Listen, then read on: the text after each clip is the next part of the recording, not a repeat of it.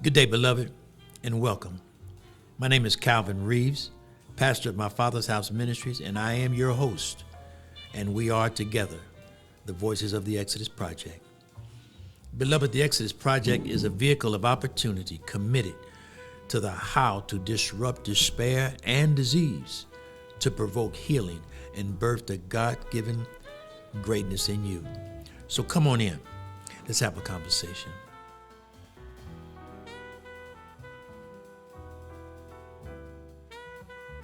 Today, beloved, we're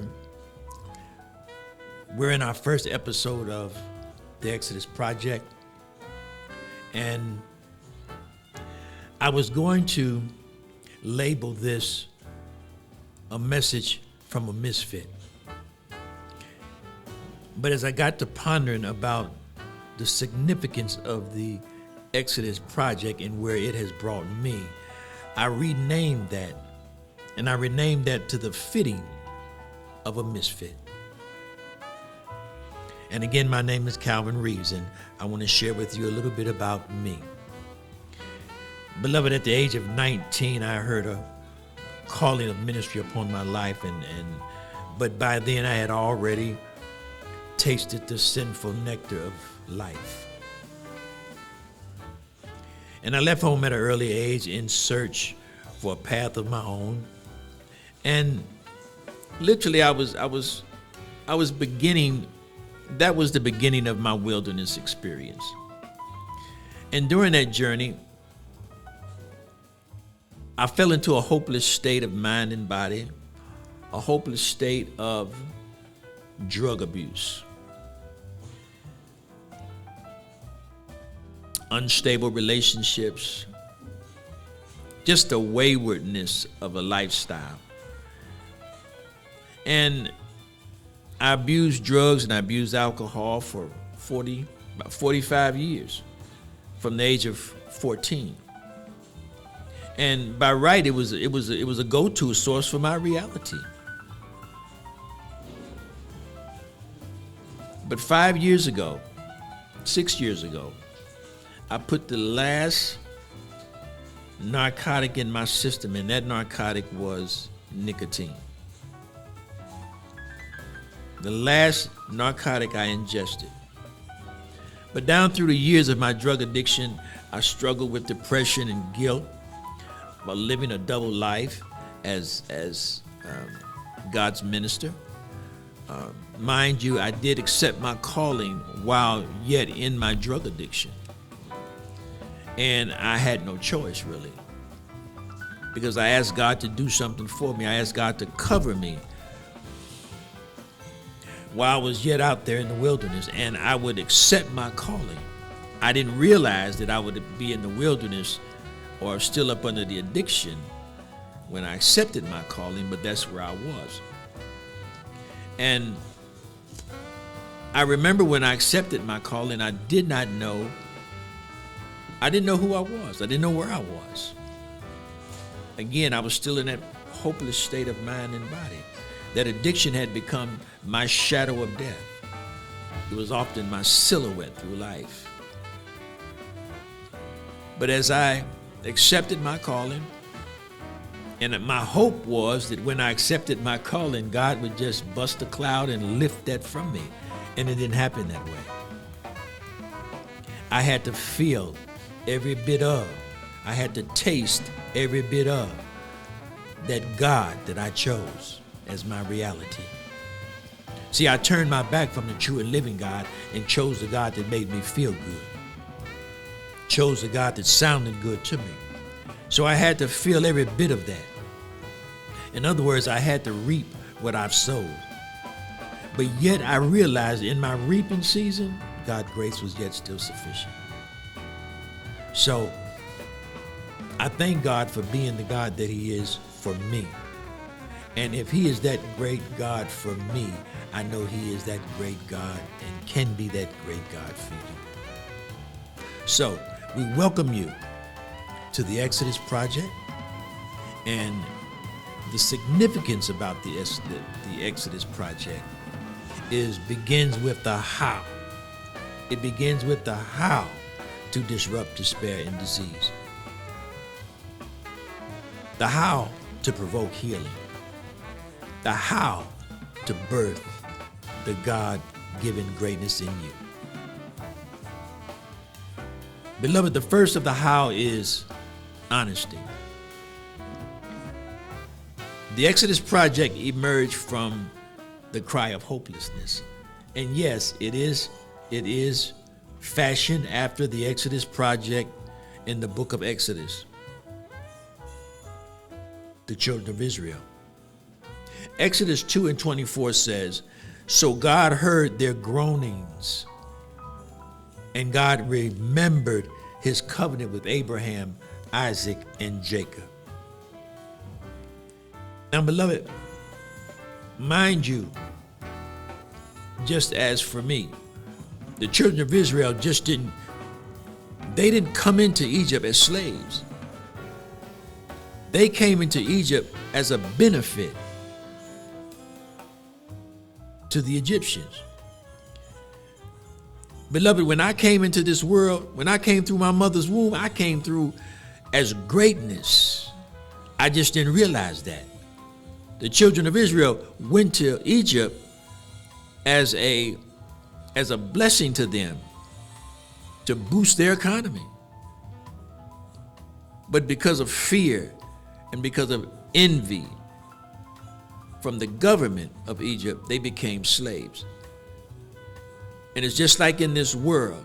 I didn't realize the greatness that I was coming from my mother's womb. But the enemy knew of my greatness, and I became a threat. And in becoming a threat, that spirit of addiction fell upon my life.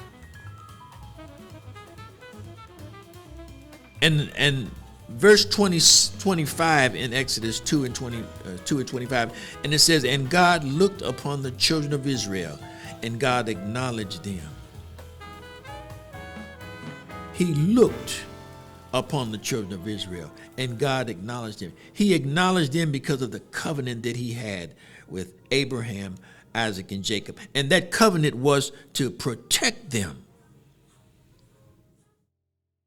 And mind you, that groaning that he heard, that groaning was an expression of pain beyond words. That brought forth the honesty. And that's something that I had to deal with when I realized how far down I had became. That's when I realized how enslaved I was. When I realized how enslaved I was, I had to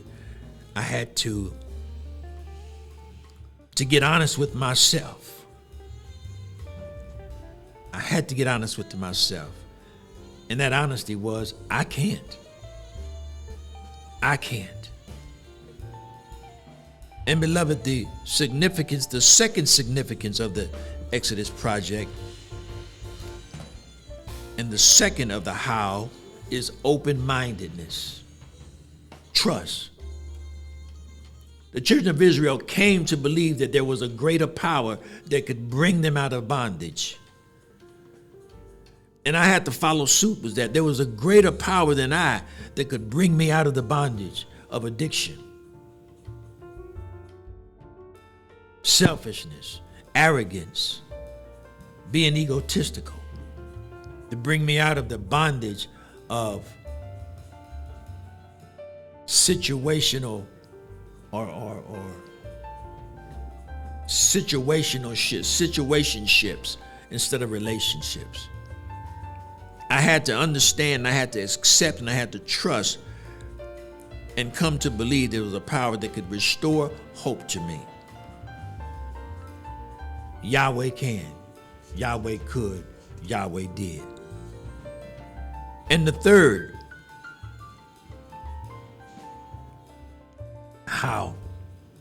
I'm sorry, let me go back to the second, the open-mindedness. Exodus 6 and 7 says, "I will take you as my people, and I will be your God. Then you shall know that I am the Lord your God, who brings you out from under the burdens of the Egyptians." Open-mindedness to provoke healing. That's what the children of Israel had to come up under. Open-mindedness to provoke healing. That's what I had to come up under.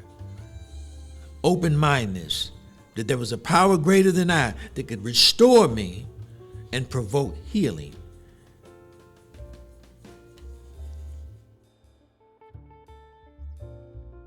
And beloved, the third significance of the Exodus project and the third of the how is willingness. To birth the God-given greatness in you. The willingness. Exodus 19:5 says, "Now therefore, if you will indeed obey my voice and keep my covenant, then you shall be a special treasure, peculiar." Watch this, a peculiar treasure to me above all people, for all the earth is mine. That stuck out to me more than anything. I would be special. I would be peculiar. It goes back to that fitting in. See, the first thing that comes to your mind, especially when you're young and when you don't fit in, is because you lack something. Something's wrong with you. And you go through that phase in life where I don't add up. I don't amount to. But then as you continue to stay focused, in spite of the issues of life, you come into the reality that you wasn't designed to fit in. Remember, I came through my mother's womb with greatness. That means I didn't supposed to fit in everywhere. I didn't supposed to fit in to disruptive thinking. I didn't supposed to fit in to drug addiction. I didn't supposed to fit into the world around me. There was a world set apart, especially for me, and that was the kingdom of God on earth as it is in heaven. So, beloved, I'm sharing with you today the Exodus project is here for you. The Exodus project will guide you into the how to disrupt despair and disease, and to provoke healing and birth the God-given greatness in you. So as we started off, come on in and have a conversation with us. Let the Exodus project be that vehicle of opportunity, committed to bringing forth life back unto you.